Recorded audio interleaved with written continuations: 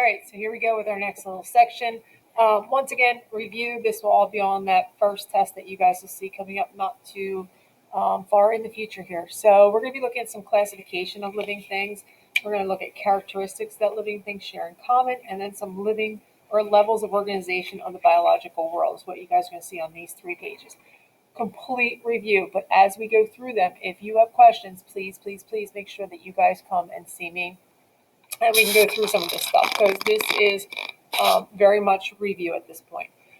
This is pretty much what we're going to follow. We're going to talk about our bacteria. We're going to talk about eukaryotic organisms, especially as we work our way into dissections, and we talk a little bit about humans and how these parts are all related. So when we think about it, we think about hierarchy. There are actually 6 kingdoms. So kingdoms are what all living things can be placed into based on characteristics or traits that they have. So when I was in school, there was actually only 5 kingdoms. And what there was, that bacteria kingdom, which was known as Monera, which was the 5th kingdom, had since then been split into 2 separate kingdoms. So you have Archaeobacteria and Eubacteria. And the reason they had to split them was because of different traits that they found. So as technology gets better, we start to learn more about genes and about DNA. They went, yeah, you know what? The bacteria within this Monera kingdom, yeah, they're not really as closely related as we thought they are. So hey, let's split them up and make 2 separate kingdoms from them. They're still going ahead and doing this. And off to the side here, you guys are going to see domains.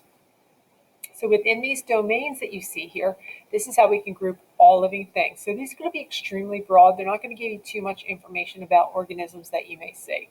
So our 3 domains, archaea domain, bacteria domain, and eukaryote domain. And if we think about characteristics of them, the first one, archaea domain, deals with your archaeobacteria. So if you've heard that term before, these are your extreme bacteria. These are the ones that can live in harsh conditions. They can live without oxygen. Theory-wise, they were the first form of life on Earth. We find them in volcanoes. We find them in hot springs. We find them in extremely salty conditions. So things like halophiles, thermophiles. We'll talk a little bit about methanogens when we get there.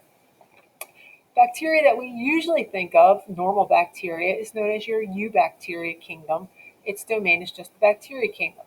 This is your normal bacteria. We find it in you. We find it on you. It's in the foods that we eat. It helps to make flavored yogurt, sauerkraut. It causes strep throat. But not all bacteria is bad. So you actually have bacteria within your gut. It helps you survive. It breaks down food for you. So this is your normal eubacteria. So your first 2 domains, Archaeobacteria and Eubacteria, just so that you guys remember this word prokaryotic at the top. Prokaryotic deals with much smaller cells. They have no nucleus. They have no membrane-bound organelles or cell parts. All bacteria, whether you are archaea or you are your eubacteria, are prokaryotic. Everything else, eukaryotic cells, has a nucleus, has cell parts such as mitochondria, chloroplast, Golgi bodies, endoplasmic reticulum, and so on, are found in the 3rd domain, and that is your eukaryote domain. They're usually larger. They can be single-celled or they can be multicellular organisms. So don't just go with the saying like, oh, all bacteria are single-celled. Absolutely. All bacteria are prokaryotic. Absolutely. All bacteria are the only single-celled organisms. Absolutely not. You have single-celled eukaryotic organisms. So first year bio, you may have looked at amoebas and parameciums and other little things. You may have yeast within your fungus. So there are single-celled eukaryotic organisms, but they're more complex and they have more cell parts to them. So the 4 kingdoms that are found within that eukaryote domain are plant, animal, protist, and fungus. So if we think about our hierarchy, meaning kingdom, phylum, class, order, family, genus, species, which is how all living things kind of begin to be classified based on their characteristics, because we know all living things are a little bit different from one another. Domain, we know there are 3 of them. I just said it is the broadest. So if I said, oh, within the eukaryote domain, we have plants and we have animals. So let's compare a human to a pine tree. You're going to go, well, they're really not related to one another. And the only characteristic they really have in common is that they are eukaryotic. They have a nucleus. They have membrane-bound organelles. Other than that, they're really not. So let's take those domains, and now let's split those 3 domains into 6 kingdoms. Your Archaeobacteria, archaea domain. Eubacteria is the bacteria domain. And then we could take that eukaryote domain and split it into plants, animals, protists, and fungus, giving us our 6. Kingdom is still pretty broad. It is our broadest group besides our domains. We can then take our kingdoms and break it down into the phylum, get a little bit more specific. Let's look at our animal kingdom. Let's pull out some traits. Let's look at the chordate phylum. Let's keep going and get a little bit more specific as we go along. So we talk about little sayings. King Philip came over for grape soda. King Philip came over for great spaghetti. Whatever it may be, just so that you can remember kingdom, phylum, class, order, family, genus, species in order. When you get down to this genus and species, species is the most specific group. So if we're talking about humans, Homo sapiens, sapiens would be our species name. There's no other organism with the same characteristics that we have that would put them into this specific grouping. Organisms of the same genus are very closely related species, but that species is the basic unit of classification. Next to it has the word sex. The reason is because organisms of the same species can interbreed and have viable offspring. So there's kind of always exceptions to the rule there. Organisms of different species that will interbreed, but the thing is they do not provide viable offspring. So we talk about a horse and a donkey. They're closely related. They're going to be kind of the same genus, but they're not the same species. They can produce offspring. They produce little mules, but those mules can't produce baby mules themselves. So horse and donkey has to reproduce again to produce more mules. They will actually be sterile there. When we think about this genus and species and naming organisms, we come up with this two-part naming system. So first year bio, we talk about binomial nomenclature, bi meaning two. It is a two-part naming system. It is made up of the genus and species names of organisms, which means that no two organisms will have the same binomial nomenclature or scientific name. So you can say, okay, well, my common name is the eastern box turtle. But looking at the eastern box turtle and looking at the characteristics that we have, we can call it Terrapin carolina. And the way that gets that name is the terrapin is actually the genus name, meaning that there are other terrapins out there, but no Terrapin carolinus. There may be another species of the terrapin that's very closely related to this particular one, but it is not identical, so it will have a different species name. Some of the rules that you guys might remember: if you are writing the scientific name, it will always be genus name first, species name second. It will always be written in Latin. It's kind of like a universal language that we have there. No matter where you go around the world, they will always call it by the same name. Not like, oh, look at that cat over there. It's a bobcat or a lynx or a lion or a tiger. Where you go, it might be called something a little bit different. If we go by the Latin names, it is the same no matter where we go. Your genus is always capitalized, that first letter. Your species is always lowercase. It's either underlined or will be put in italics. So you will see those right there, your little rules for it. And if you think about humans, we just said it a little bit earlier, Homo sapiens. Homo would be the genus name. Sapiens is our species name, written in Latin, underlined here. Homo, the H is capitalized because it's my genus. The S is lowercase for species. So know those particular rules on how to write them correctly. We think about levels of organization. This is kind of what we're going to be following as we go throughout the year. So we are going to start out with our smallest particles here. And we're going to touch real quick on some basic chemistry stuff: protons, neutrons, electrons, parts that make up an atom. And the reason is because we're going to talk about bonding. We're doing a little bit now with water. We're talking about polar covalent bonds and how molecules are going to share electrons either evenly or they're going to give and take if we're creating ionic bonds. So we'll go to atoms and we'll talk about molecules. So if we take a whole bunch of these subatomic particles, protons, neutrons, electrons, we group them all together, we can create atoms.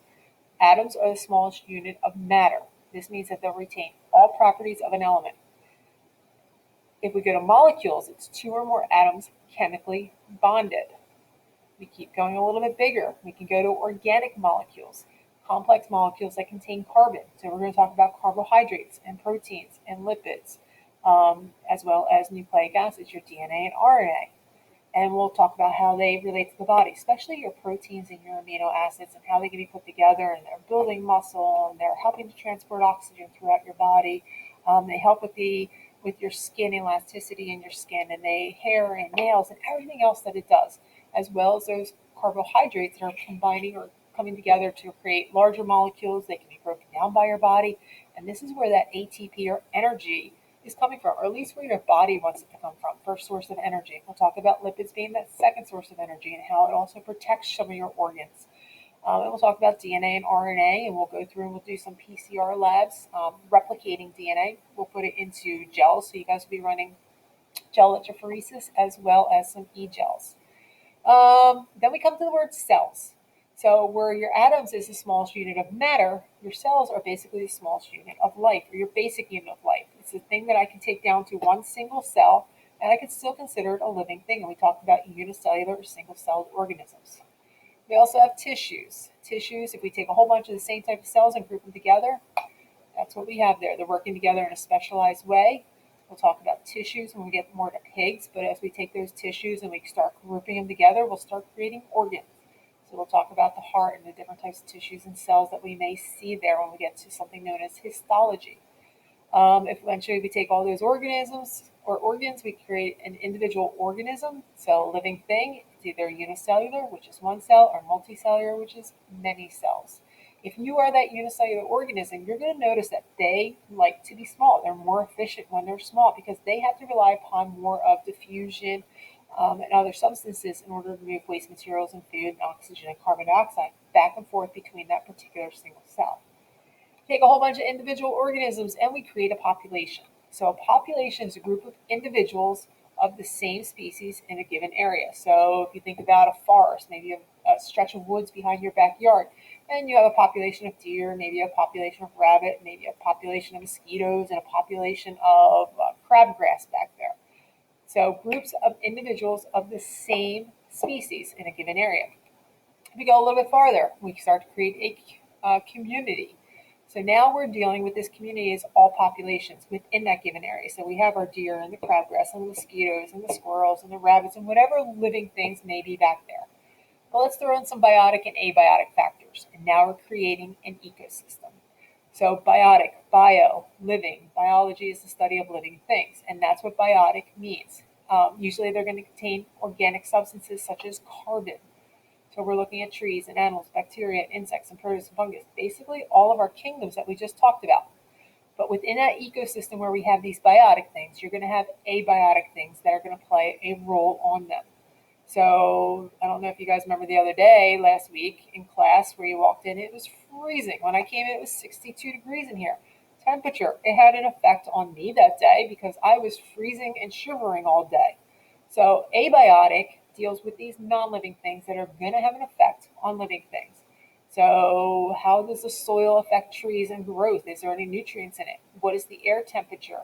How much water is within that particular area? What is the temperature? What is the pH? How much dissolved oxygen is within the water? How much sunlight are these things getting? They are going to play a role on how these biotic things are able to survive. We take all those ecosystems, we create a biosphere. This is the air, land, water where life is going to exist. So within the biosphere, we can also talk about biomes. We may touch upon it depending on how much time we have left at the end of the year. We used to do kind of an aquatic biome study. We do a little Corson's Inlet trip towards the very end of it, towards the end of May. What a biome is particular characteristics or a location with specific characteristics. So they support specific life forms. So you could think like desert is a biome. It has certain characteristics. It's hot during the day. It's dry, very little water. It gets a little cold at night. Think about the organisms that live there. So cacti, they have adaptations that allow them to hang on to their water. Different types of lizards that don't dehydrate the way they do, and the way that they excrete their urine. It's not all liquid because they maintain that. You have ocean biomes. You have tundra. You have taiga. You have boreal. You have the pine barrens, which is around us. That is also a biome. So very acidic soils, certain types of trees, and that's what we mean by biomes. Last little bit that you guys have, characteristics of living things. And we said, in order to be a living thing, you have to have all of the characteristics that you see here. So there might be some things that may have one or two of these particular characteristics, and you're going to go, oh, it's a living thing. Unless it contains all 9 of these, it is not a living thing. So for instance, real quick here, all living things are composed of cells. We know that cells is that smallest unit of life. It can either be unicellular, one cell, or multicellular, which means many cells. They need to be able to reproduce. All living things are able to reproduce. If they are able to do it on their own, It's asexual, which means that one cell becomes two. Those two cells are completely identical. Bacteria do this, such as the form of, if it's a eukaryotic cell, they're going through mitosis. Um, if it's bacteria, they're just going through plain old binary fission, but they're making identical copies. So it's making a clone of itself. Amoebas, parameciums, they'll go through, they just kind of split and make identical copies. If it's two parents, and now we're combining the DNA and we're getting more diversity, that is more your meiosis that we're going to talk about. We'll get to something called oogenesis. We'll talk about spermatogenesis. We'll talk about how these traits can get passed on. And we'll look at embryological development and how organisms are able to evolve and change during that whole formation of meiosis. So once again, asexual and sexual living things need to be able to reproduce. Living things grow and or develop. So grow and develop are a little bit different. Grow means that you get bigger. Develop means that you change. So humans are going to grow and develop. You guys will grow from a baby to an infant to a toddler to a child to a teenager to an adult. You're growing. You're getting bigger and bigger and bigger. At the same time, you're going to develop. So your body's going to change shape. It's going to change form. Females get bigger hips. Males get broader shoulders. It's going to change form. Think about tadpoles developing into frogs. Same thing. So they lose their tails. They start to gain some legs there. They're changing form completely. At the same time, those frogs are going to get larger and larger as well. Living things have an active metabolism. Metabolism is another one of those words that you go, oh, I've heard that before, but yeah, I can't really think of what it means. Metabolism is the sum of all chemical activities within your body. So I say, at my age, my metabolism has slowed down. You guys, in high school, you guys go home, you guys can eat and eat and eat, and your body just burns off that food because you have a lot of chemical reactions going on in your body. You guys are growing more than I am. You guys are developing more than I am. You guys burn a lot more energy than I have to. So as you get older, your metabolism begins to slow down. Those reactions within your body begin to slow down. I don't need to develop as much. I don't need to grow as much. I don't need to eat as much food. And if I do, then it starts to build on in other forms. I'm not burning it for energy the way that you guys are. Two forms that we have here. You can either build up or you can break down. Organic chemistry, first year bio. We talked about anabolism and catabolism. Anabolic reactions. Anabolism means that you are building up. So think about this. So if you take two monosaccharides, glucose plus glucose, little itty bitty sugars, and you put them together and you make a larger molecule called maltose. It's two sugars joined together. That is an anabolic reaction. I said, think about it this way. Bodybuilders definitely should not do this, but they take sometimes anabolic steroids. And the reason they do that is because they want to build up their muscles. And that's what anabolic means. It means building up. So I could take, if you're baking something, sugar and flour and eggs and butter, and I'm putting them all together and I'm baking a cake. That's anabolic. Okay. This goes through the process called dehydration synthesis. Another word that we're going to look at once again. You guys saw first year bio. I'll talk about it again when we get to organic chemistry. Dehydration means that you are removing water. Synthesis means to make. So we need to remove water to make something. So when we take glucose and glucose, we have to pull a water molecule out of that in order to create a bond to join those two glucose molecules together in order to create maltose. Let's go the other way, reverse reaction. Now I have that maltose. You guys eat it, it's a bigger sugar, so you put it into your mouth, you digest it down because you have water in your system, and you're breaking the bond. When you do that, you get energy. When you do that, you're adding water. That is hydrolysis. Okay, so you're adding water, you're breaking the bond, and you're breaking it down. Catabolism or a catabolic reaction. So anabolism and catabolism are reverse. Are opposite of one another. Anabolic, catabolic, reverse reactions. One builds up, one breaks down. If this is dehydration synthesis for anabolic, hydrolysis, water, lysis, means to burst or break, is the opposite. Number 5, living things seek homeostasis. Homeostasis is an internal balance. It's all it means. Your body keeps homeostasis and internal balance. Doesn't matter if I pop you out in the cold, I pop you out in the heat, your body wants to maintain an internal temperature. Your pHs within your blood, within your urine, within your body parts want to maintain an internal balance. If that pH, that blood doesn't maintain that level, it becomes too acidic or too alkaline, then it can lead to problems along the way. And we talked about that a little bit with some of the stuff that you guys saw in water, acidosis, and some other problems if it becomes too alkaline within your system. Living things move, and living things respond to stimuli. So once again, the other day in that classroom where it was about 62 when I came in the morning, yeah, my body was shivering. And the reason that your body shivers is because it is responding to stimuli. You make little goosebumps, maybe the hair goes up on your arms.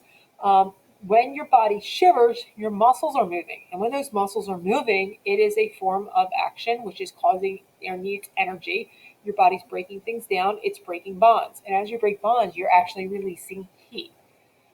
Trees are going to respond. Plants are going to respond. So the plants in the back of the room, the few that I have here, they eventually start growing out towards the sunlight. So all the leaves start growing in one direction. I have to constantly move them around because they are responding to their stimuli, which is the sunlight, in order to make their food. DNA. Living things have DNA. Deoxyribonucleic acid is going to transmit information from one generation to the next. Remember that DNA is hereditary information. Nucleic acids, it's a sugar, it's a phosphate, it's a nitrogen base. That's what makes up a nucleotide.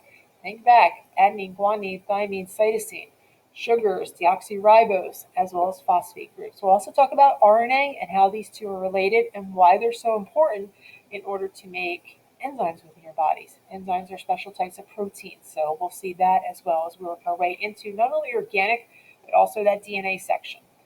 Living things adapt or adjust to their environments. Evolution, it's going to lead to evolution. Changes over time. The thing about this, though, usually you will see the entire population adapt. You're not just see one organism within that population. It will usually cause the entire population to go through and adapt and change. And if they don't, then they're not going to be able to survive. So the reason they're adapting is because they're going to go through, whether they need to camouflage, variations within a population. So maybe you have the little clams, if you guys have ever seen them on the beach in summertime, and they kind of crawl back into the water real quick after that wave leaves. There's different colors of them. There's light colored ones, there's dark colored ones, there's medium colored ones. Well, maybe the dark colored ones blend in with the sand better so they don't get eaten. Well, eventually that whole population is going to be darker colored. Or if that sand changes colors, it's going to shift back the other way. Living things need to adapt. So those are 9 things. You need all 9 things in order to be considered living things. Last little bit, classification of living things on the basis of their ecological role. Living things can be producers, they can be consumers, or they can be decomposers. Goes back to food chains and food webs. Producer, green, is the easiest way to remember it. They're green because they have chlorophyll. This chlorophyll is their pigment. They're going to utilize the sun to be trapped within that pigment. They're going to make their own food, which is glucose. It's a simple monosaccharide. We'll talk about how plants are able to build up that monosaccharide into larger molecules and what they're able to store them as and where. They are autotrophs. They are photosynthesizers. There's also something called chemotrophs, and chemotrophs are also producers, meaning they're able to make their own food. Now, I'm not talking like you go home and you make yourself a peanut butter and jelly sandwich. You are not a producer. If I lock you in a closet for 2 weeks with nothing, you cannot make your own food within your body. So they have everything within that organism that allows them to do that. Chemotrophs, rather than using the sunlight, they might be breaking down certain types of chemical compounds in order to do that. So hydrogen sulfide, maybe they're breaking that down, maybe they're breaking nitrogen, maybe they're breaking methane, but larger macromolecules into simpler compounds. And they do this for their food as well as their energy. Humans, as well as all of your animals, are consumers, which means that we have to eat. We go through a process of cellular respiration. So here's the thing. Plants also go through cellular respiration. So yeah, they go through photosynthesis, they make their own food, but then they need to break some of that food down in order to get their energy. And the way they do that, same way we do, cell respiration. So we breathe in some oxygen, we break down that food, and we get energy. And that energy is going to be in the form of ATP. The larger the molecules, the more energy that you're able to get from them. We'll talk a little bit about predator-prey relationships. And you guys might remember the 10% pyramid or the energy pyramid. Each level gets 10% of the energy from the previous one. Remember that your autotrophs are going to get the most energy from the sun. So they get 100% of the energy from the sun. The cow that eats the grass is only going to get 10% of that original energy. We who eat the cow that ate the grass are now going to get 1% of that energy. So you will get different amounts of energy depending upon what trophic level you're eating. Last little bit, any end to any food chain or food web is going to be your decomposers, also known as your saprobes. So the biggest saprobes that you guys should know is going to be bacteria and fungus. They break down everything, which is good because we need to return those nutrients back to the soil, the nitrogen, the phosphorus, things that need to get picked back up in the trees and transferred through those trophic groups. They're going to allow us to make our proteins, which from our amino acids can allow us to make our DNA and RNA. So we need these things within our body. We need to eat a balanced diet in order to have these macromolecules work for us correctly. So they're going to break down dead things for us. You also have something called detrivores. Detrivores are going to feed on things that are already dead. So they're not really going out and killing things. So they're kind of also known as scavengers. So those big black birds, those vultures that you see, you may see them on the ground hovering over a deer that may have been hit by a car, and they're all kind of picking pieces out of them. Crabs that will feed off of dead things in the bottom of the ocean. They're good. They're breaking things down so the bacteria and fungus can also get in there and do that. We said that living things use energy, which is the ability to do work. And that ability to do work or energy is ATP. Cell respiration, we just talked about. It's a breakdown of food, utilizing oxygen in the mitochondria. And that's with your eukaryotic organisms. So that mitochondria is kind of like that powerhouse of the cell. That's where that energy is going to be created. Two types, aerobic and anaerobic cellular respiration. Aerobic respiration uses oxygen, gives you a ton of energy. We love aerobic respiration. You eat breakfast, you come in, you're breathing, you're breaking it down, you're getting 36 to 38 molecules of ATP for each glucose molecule that you eat. Then there's also anaerobic respiration, which means that it does not deal with oxygen. It only makes 2 molecules of ATP, so not very efficient. Our body can go through anaerobic respiration, as well as bacteria, as well as yeast. So think about it this way, and I always say this, people who do sports, fall sports, you think that you're in shape, maybe you're a cross-country runner, and you thought you were in shape. So they tell you to go out, run your 5 miles. You're like, no problem. First mile, you're running, you're feeling great. You're going through that aerobic respiration. You're breathing in oxygen. It's breaking down the food that you ate. It's giving you energy. You're powering through. You're going. You get maybe about the 3rd mile, 4th mile. You start sucking wind. You're not as much shape as you thought you can. So you're not getting oxygen to the places that your body needs it. So your body goes, whoa, wait a second here. I need to make sure that my brain is good. My organs are good. I need to start sending the oxygen to the parts that really need it. So muscles, you're kind of on your own. Well, the muscles are the ones doing all the work. The muscles are the ones that need the energy. So your muscles switch to anaerobic respiration. And that oxygen throughout your body is now going to your vital organs in the places that really need it. So now my muscles are doing without oxygen. They're breaking down food that I eat, but I'm only getting 2 molecules of ATP. So I might get a little tired. But the next morning, when you try to get out of bed and you're like, oh my goodness, every muscle in my body hurts.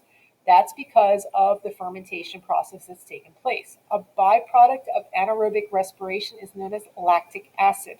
And that's what builds up in your muscles, and that's what causes them to be so sore after you haven't exercised for a while. The more working out that you do, the better in shape that you become, the more likely you're able to keep that oxygen going to your muscles, and you don't have the lactic acid buildup. Over a couple of days, your body gets rid of that lactic acid and begins to break it down.